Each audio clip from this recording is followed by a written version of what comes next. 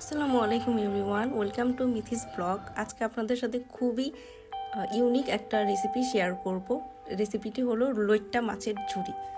তো আমরা স্টার্ট করছি। প্রথমে চুলায় একটা প্যান বসিয়ে দিয়েছি অ্যান্ড এটার মধ্যে মাস্টার্ড অয়েল দিয়ে দিলাম, তারপর শুকনা মরিচ মাঝখান দিয়ে ছিঁড়ে দিয়ে দিলাম অ্যান্ড দেন একটা তেজপাতা দিয়ে দিলাম। এটার মধ্যে একটুখানি ফ্রাই করে নিচ্ছি। তারপর এটা একটুখানি ফ্রাই হয়ে গেলে এটার মধ্যে পেঁয়াজ কুচি দিয়ে দিলাম অ্যান্ড পেঁয়াজ কুচিটাকে আমরা একটুখানি লাল লাল করে ভেজে নেব।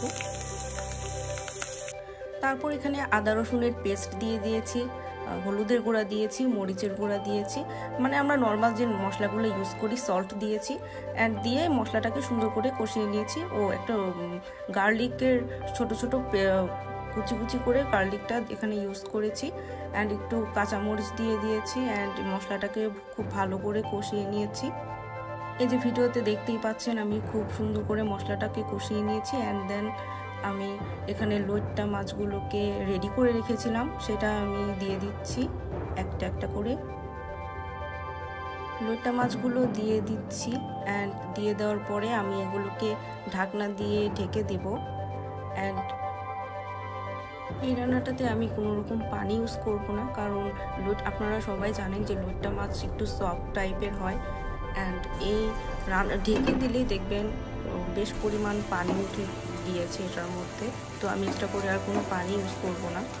তো দেখতে পাচ্ছেন যে অনেকটা পানি উঠে গিয়েছে। আমি নাড়াচাড়া করে নিচ্ছি মাছগুলোকে অ্যান্ড এটা একটু মাছগুলো আমি ভেঙে ভেঙে দিচ্ছি।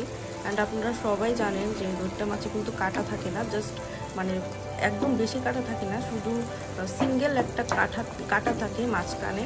সেই কাটাটা আমরা এমনিতেই রান্না করতে করতে ওটা সফট হয়ে মেল্ট হয়ে যাবে। তো সেই কাটাটা বেছে নেওয়ার কিন্তু কোনো দরকার নেই।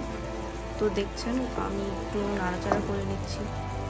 মাছের এক্সট্রা পানিটা শুকিয়ে যাওয়া পর্যন্ত আমাদের নাড়াচাড়া করে নিতে হবে অ্যান্ড এখন দেখতে পাচ্ছেন যে পানিটা অনেকটাই শুকিয়ে গিয়েছে অ্যান্ড এটা কিন্তু অনবরত নাড়াচাড়া করতে হবে, নাহলে কিন্তু প্যানের গায়ে লেগে যেতে পারে অ্যান্ড রান্নাটা নষ্ট হয়ে যেতে পারে। তো আমি নাড়াচাড়া করে নিচ্ছি।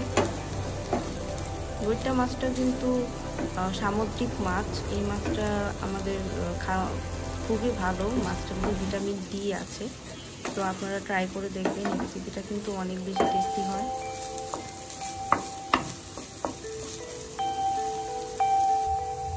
তো আমার রান্না অলমোস্ট ডান। আমি এখানে একটু উপর থেকে ধনিয়া পাতা কুচি কুচি করে ছড়িয়ে দিচ্ছি, নেড়ে নিচ্ছি ভালো মতো। তো আমার রান্না এখানেই শেষ। এই রেসিপিটা বাসায় একবার হলেও ট্রাই করে দেখবেন, খুবই মজার রেসিপিটা। অ্যান্ড আজকের মতো বাই।